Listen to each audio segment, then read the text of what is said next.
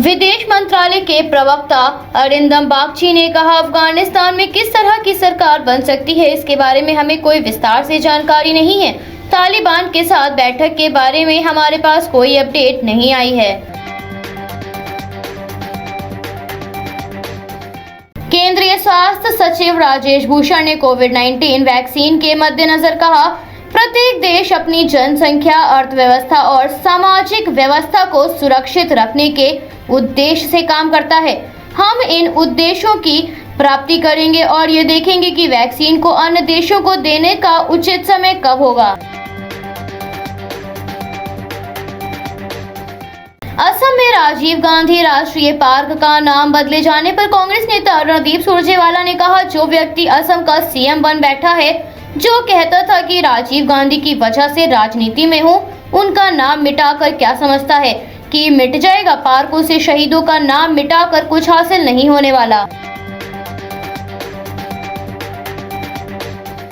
केंद्रीय मंत्री कौशल किशोर ने नशा मुक्ति अभियान शुरू करते हुए कहा, मेरे बेटे की नशे की वजह से मौत हो गई थी, इसलिए मैंने नशा मुक्ति अभियान शुरू किया है। मैं नई पीढ़ी के लोगों को नशे से बचाना चाहता हूं ताकि वो जीवन में कभी नशे का सेवन ना करें, जिससे नशे का कारोबार अपने आप बंद हो जाएगा। राजधानी लखनऊ के एरा मेडिकल कॉलेज ने कोविड-19 वैक्सीन को लेकर प्रेस कॉन्फ्रेंस की, जिसमें रिसर्च टीम ने बताया, भारत में बनी कोविशील्ड वैक्सीन प्रभावशाली है। ये बॉडी में 97.6% एंटीबॉडी विकसित करती है और 93% संक्रमण से बचाव करती है। रिसर्च टीम के द्वारा 246 स्वास्थ्य कर्मियों पर यह अध्ययन किया गया है। लखनऊ में संचारी रोगों की रोकथाम व सफाई की व्यवस्था को सुनिश्चित करने के उद्देश्य से जिलाधिकारी अचानक से फैजुल्लागंज नगरीय समुदाय स्वास्थ्य केंद्र पहुंच गए। जिस दौरान जिलाधिकारी अभिषेक प्रकाश द्वारा सभी व्यवस्थाओं का निरीक्षण किया गया और स्वास्थ्य विभाग व नगर निगम की टीमों को विशेष सतर्कता बरतने और सफाई अभियान चलाने के निर्देश दिए गए। इस दौरान जिलाधिकारी ने फॉगिंग की छोटी और बड़ी गाड़ियों को हरी झंडी दिखाकर रवाना किया और जल भराव वाले एरिया का निरीक्षण भी किया। उत्तर प्रदेश के अपर मुख्य सचिव सूचना नवनीत सहगल ने बताया, राज्य में कोविड-19 के मामले लगातार कम हो रहे हैं। वर्तमान में टेस्ट पॉजिटिविटी रेट 0.01% हो गया है और रिकवरी रेट 98.7% पर है। उत्तर प्रदेश में डेंगू के बढ़ते मामलों के मद्देनजर फिरोजाबाद जिलाधिकारी द्वारा लोगों के बीच जाकर उन्हें डेंगू के लिए जागरूक किया गया। अयोध्या में सरयू नदी खतरे के निशान से ऊपर बह रही है, जिसकी वजह से आसपास के गांव में बाढ़ जैसे हालात नजर आ रहे हैं। केंद्रीय शिक्षा मंत्रालय के संयुक्त सचिव आर.सी. मीणा ने बताया, 5 सितंबर को राष्ट्रपति द्वारा 44 शिक्षकों को राष्ट्रीय शिक्षक पुरस्कार दिए जाएंगे। इस कार्यक्रम की शुरुआत सुबह 10:30 बजे से होगी। ये कार्यक्रम वेबिनार के माध्यम से किया जाएगा।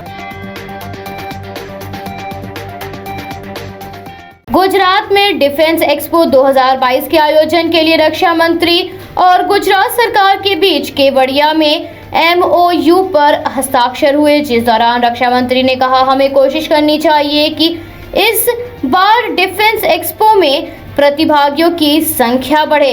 पिछली बार 70 देशों ने भाग लिया था, हमें इस बार कोशिश करनी चाहिए कि 100 देशों से ज्यादा देश भाग लें।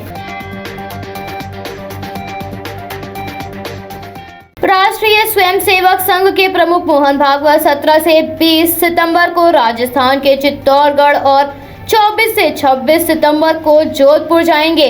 वो यहां संघ कार्यकर्ताओं के साथ संघ कार्य, सेवा कार्य और संभावित तीसरी लहर से बचाव के प्रशिक्षण आदि पर चर्चा करेंगे।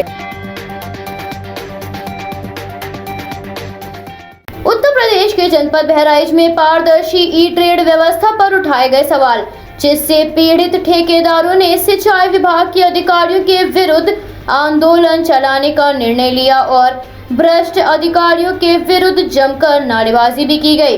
बैठक में उपस्थित सिंचाई समिति के ठेकेदारों ने प्रस्ताव पास करते हुए आरोप लगाया पंजीकृत ठेकेदारों का बकाया भुगतान नहीं हो रहा है, जिस वजह से ठेकेदारों के समक्ष जीविका चलाने की समस्या खड़ी हो गई है।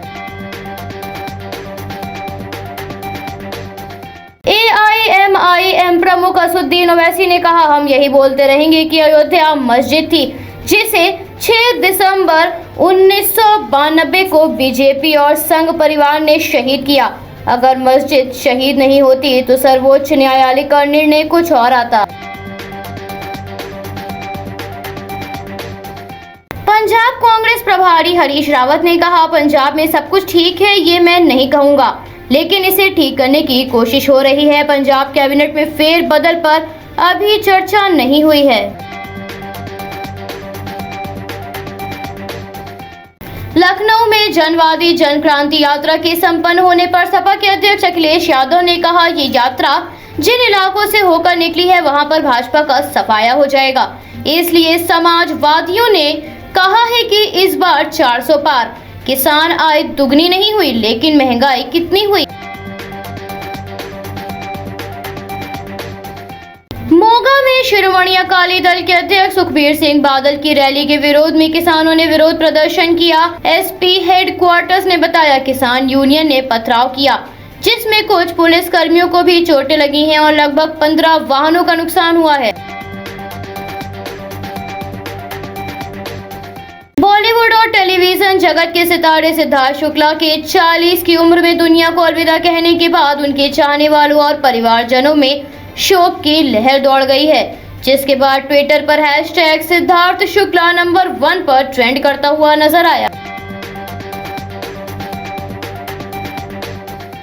उत्तर प्रदेश के मुख्यमंत्री ने सभी से अपील करते हुए कहा, पात्र जन आयुष्मान भारत प्रधानमंत्री जन आरोग्य योजना के अंतर्गत अपना आयुष्मान कार्ड अवश्य बनवाएं। लखनऊ में कोविड-19 की तीसरी लहर के मद्देनजर मेडिकल इंफ्रास्ट्रक्चर को लगातार मजबूत किया जा रहा है। इसी क्रम में लखनऊ स्थित लोक बंधु अस्पताल में कोविड-19 प्लांट लगाया गया है। वहीं अस्पताल के चिकित्सा अधीक्षक अजय शंकर त्रिपाठी ने बताया, दूसरी लहर के बाद अस्पताल में ऑक्सीजन की जरूरत बढ़ गई थी और अब अस्पताल खुद ऑक्सीजन उत्पादन कर सके। इसे लेकर सरकार ने अस्पताल को 960 LBS का ऑक्सीजन प्लांट लगवाने का निर्देश दिया था, जिसके बाद आज ये प्लांट सुचारू रूप से शुरू कर दिया गया है और इसके लिए कर्मचारियों को ट्रेनिंग भी दी जा रही है।